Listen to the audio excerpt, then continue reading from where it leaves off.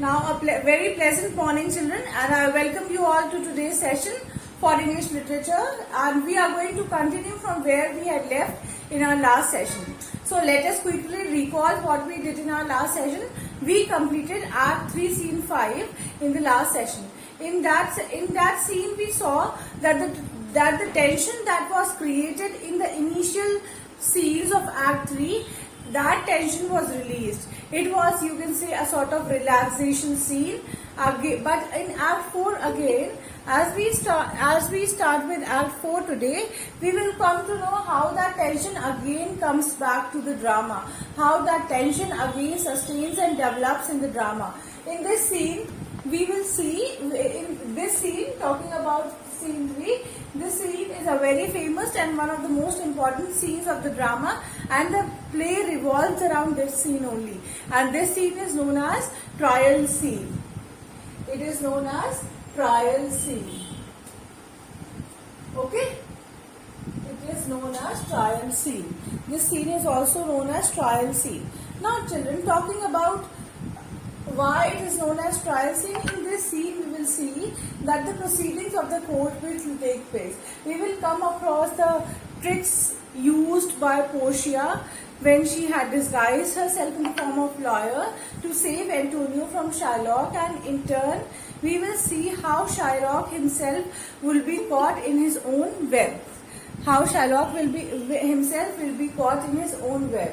So in this scene we will see, in the starting of the scene, we will see characters of Duke. Now, who is Duke? You all must be wondering, who is Duke? Always remember children, Duke is a judge.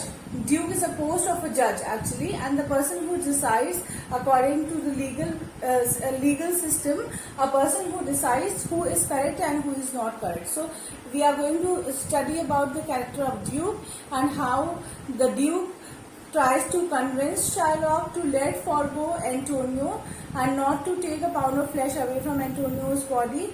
And then we will see how Shylock gives his own perspective, gives his own opinion, and tries to prove himself correct that whatever he is doing, that is the demand of flesh from Antonio's body, is actually apt, it is actually correct, and there is nothing wrong in it.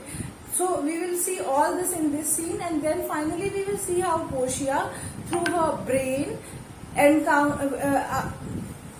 encounters Shylock's will herself, and then interprets according to her, breaks and interprets each part of the will in such a way that Antonio, who was once, whose life was on the line once in previous scenes of Act 3, we will see how Antonio is actually saved, and Shylock land himself into trouble because he had asked for something which was not at all needed. So we will see all this in this scene. Now coming to the, we will talk about Duke, Portia, Antonio, Shylock.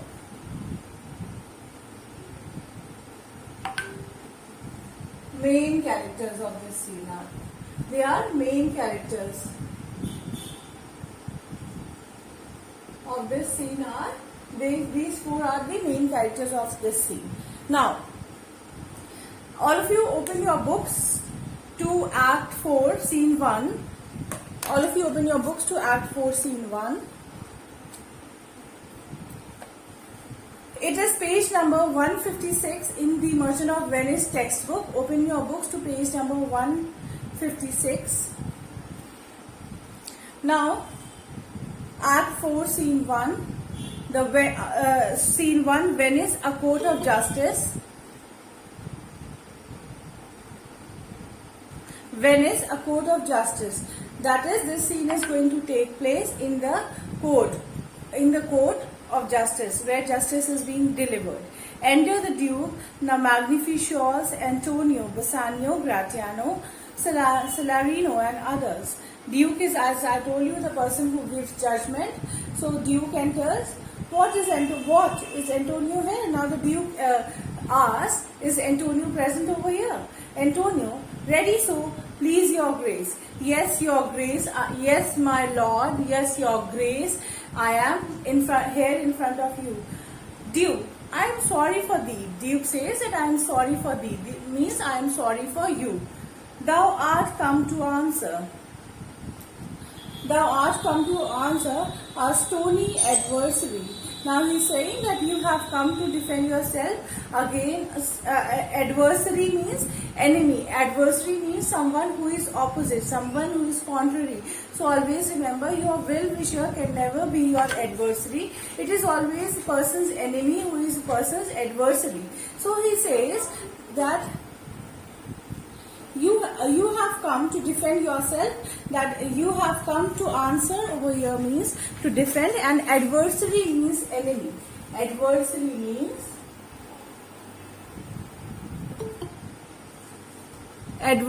means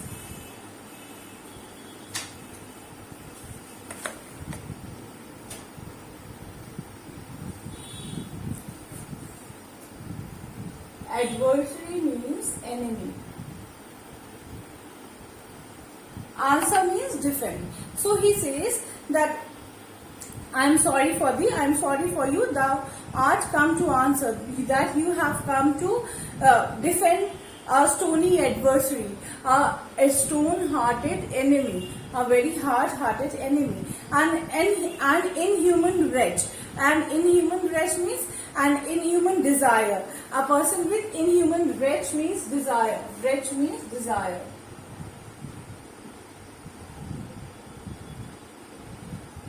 He says that you have come to defend yourself against a stone-hearted enemy, and his desires are inhuman. His desires are inhuman, incapable of pity, and he has no feeling at all of pity or sympathy in his heart.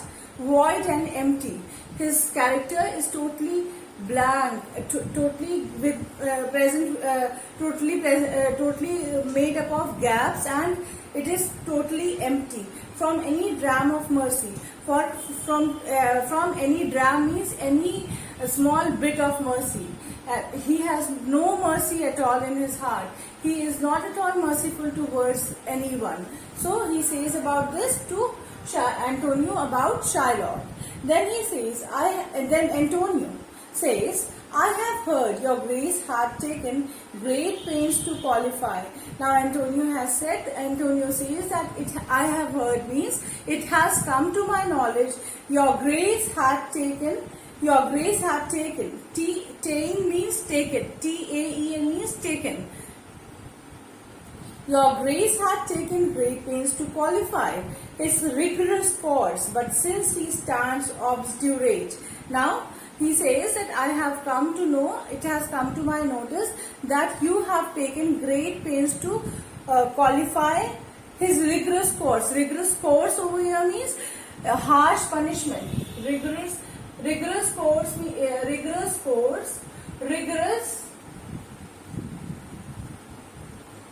means great, or very speedy, or you can say very much effortful.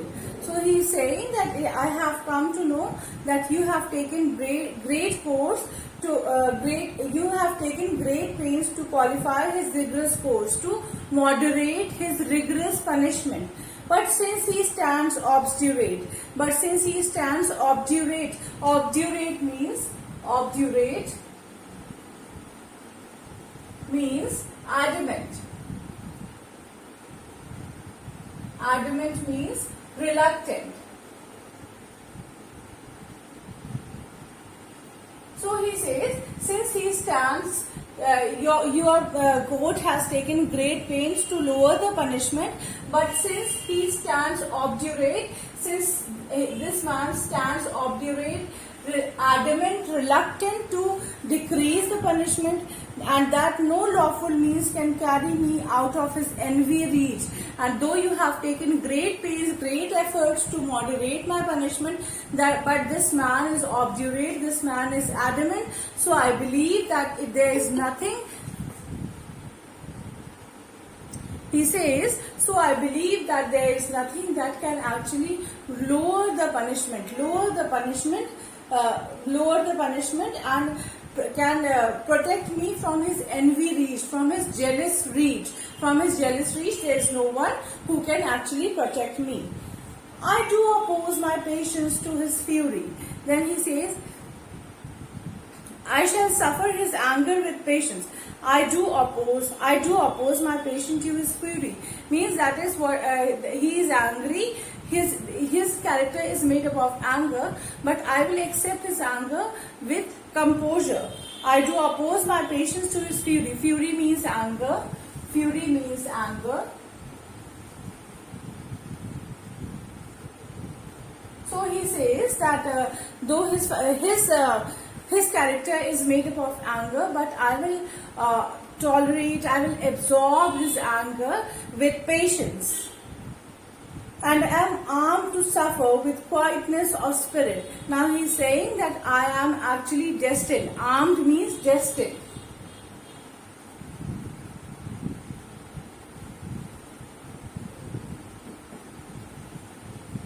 Now he is saying that I am armed to suffer, I am destined to suffer with a very patient spirit, with a very patient, you can say, patient acceptance I need to have.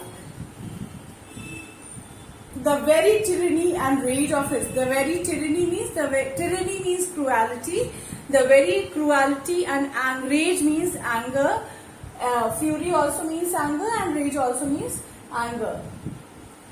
So he is saying that I am destined to suffer and I shall suffer it patiently, his fury or his anger, and the tyranny means his cruelty, and his anger I should accept it patiently, because you have taken great efforts, but I think you cannot lower the punishment, you cannot lower the extremity of punishment, so I shall suffer without any.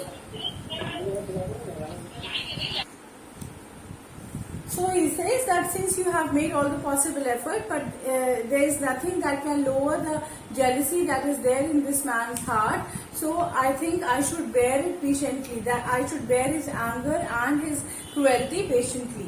Duke, go one and call the Jew into the court. Now Duke orders and says, one of you go and call the Jew into the court. The Jew over here refers to Shylock. Celerino, he is ready at the door. And he comes, my lord.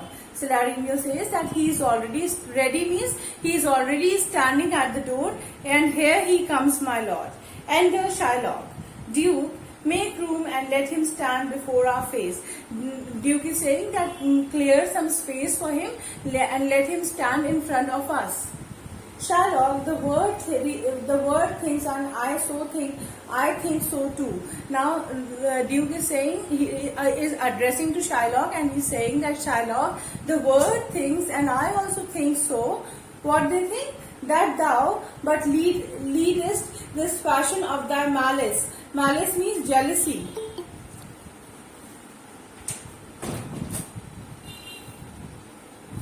Now he is saying that Shylock, everyone thinks so, that you only continue with your show of cruelty till the last moment.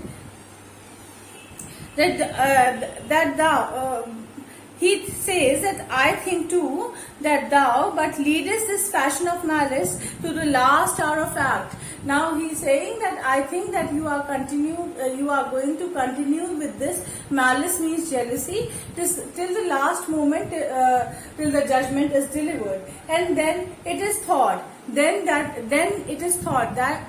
everybody thinks, thou shalt show thy mercy and remorse more strange. After that, when we reach to the point where the final judgment is about to be delivered, then you will show your mercy, or that would be, and your pity. That would be quite strange to everyone, and we feel so. Then the Duke says that then is thy strange apparent cruelty. Apparent means visible.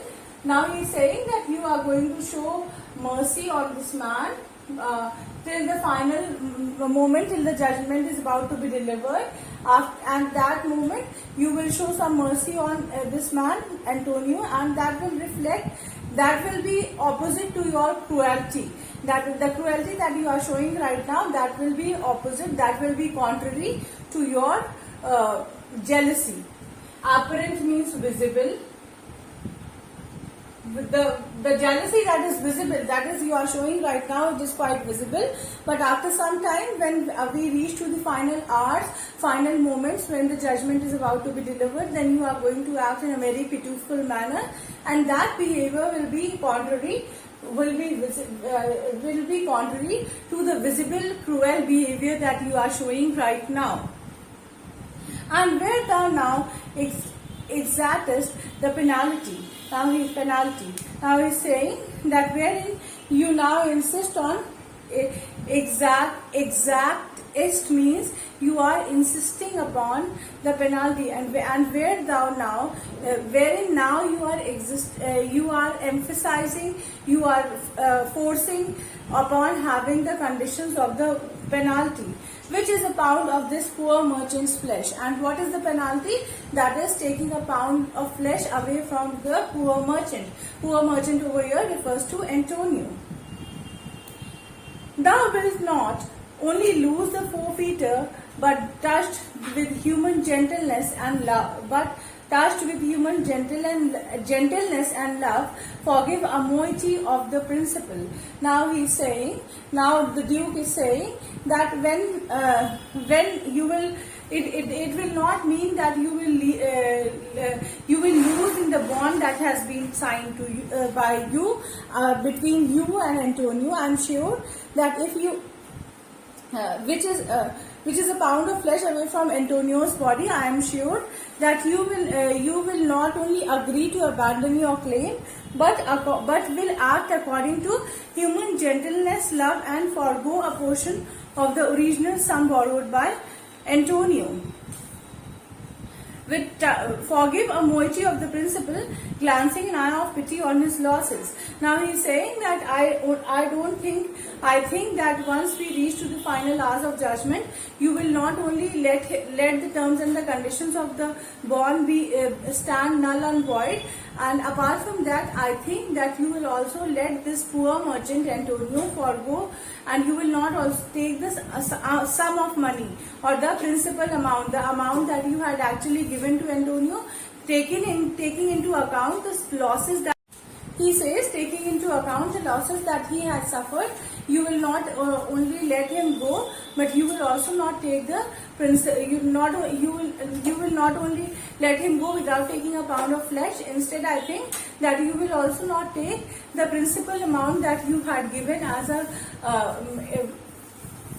loan to him, because you have come across the losses that this man Antonio has already suffered.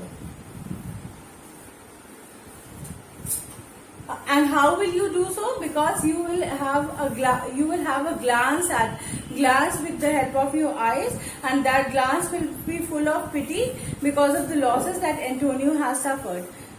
That have of late so huddled on his back. That huddled means accumulated.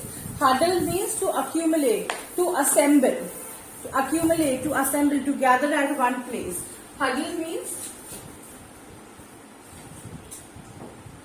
accumulate.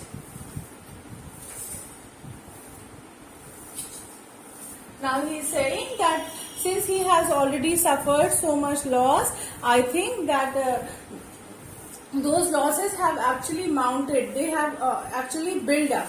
They are now. It is not only a small loss, but instead it is a big loss, because he has suffered one loss after the other. So he has been suffering since long. His loss has been since long. And now to press a royal merchant down, and those losses have been enough to press the royal merchant down, to bring his royalty down. As a merchant, he was very well off, but now the losses that he has suffered, they are enough to bring him down as a merchant, and now he can no more he cannot be considered to be a royal merchant. And pluck commiseration of his state. Commiseration means Commiseration means draw pity of his condition. State over here means condition, and draw pity of his condition from brassy bosoms and rough hearts of flint. From brassy bosoms means from the bosoms made up of brass and rough hearts of flint. Flint over here means he is saying that from rough hearts of stones. Rough hearts as that like a stone. From stubborn Turks and Tatars, never trained to offices to tender courtesy, we accept a gentle answer due. Now he is saying that from uncultured Turks and Tatars, Turkish army, they were considered to be very much uncultured. So he is saying from though we are not expecting anything from such people who are like Turks and Tatars. Instead, he's saying never trained to office of tender courtesy, and people from Turkey and Tatar, they never had any courtesy at all. But I think that you are going to act in a courteous manner.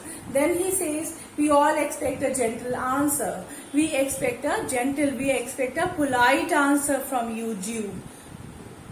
Now, in this, this was very important and the first speech of the Duke. Now, this is a very important speech by Shylock on page number 158. It is line number 36 in Act 4, Scene 1.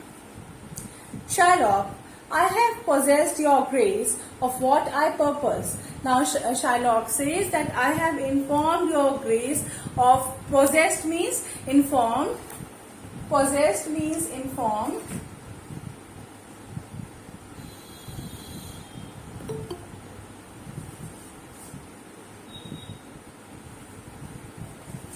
possessed means informed. Now he is saying that I have informed your grace of what I purpose. Of what I purpose means what my intentions are. I have informed your grace, I have informed your court what my intentions are. And by our holy Sabbath, by our holy Saturday. So Saturday is considered to be an auspicious day in Jewish culture. So he is saying that I am taking oath by that holy day of Saturday. I have sworn. I have sworn means I have taken an oath.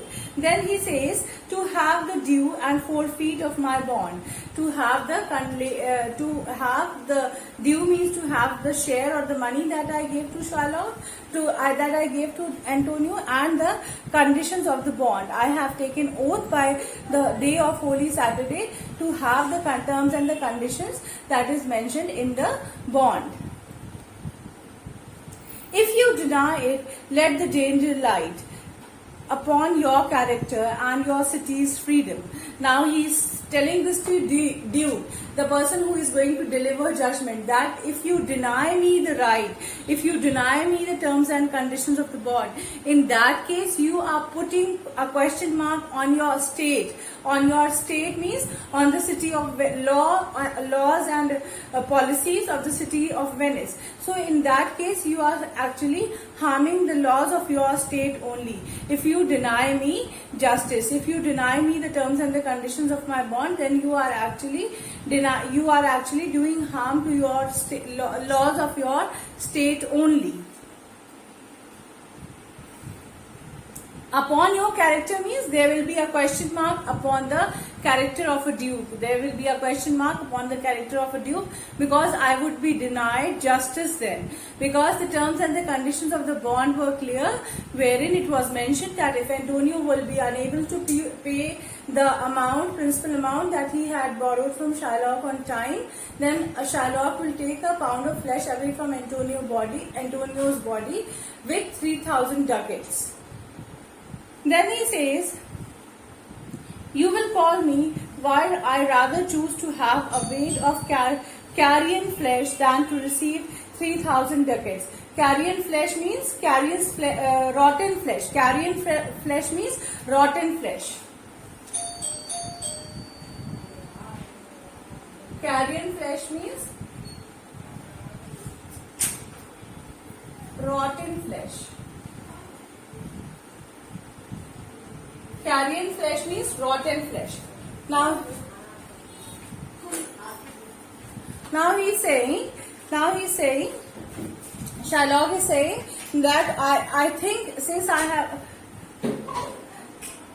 upon your character and your city's freedom, you will ask me, and now I think you are going to ask me why have I chosen to have a pound of rotten flesh than to receive 3,000 ducats. Now I think your supposed question to me is going to be that why you have chosen a pound of rotten flesh instead of 3,000 ducats. Is it answered? Now is that question answered? Whatever your question was, whatever your supposed question was, is it answered? He says. But say it is my humor, because of it is my will itself. I will not answer. Now he says to receive 3,000 ducat, I will not answer that, but say it is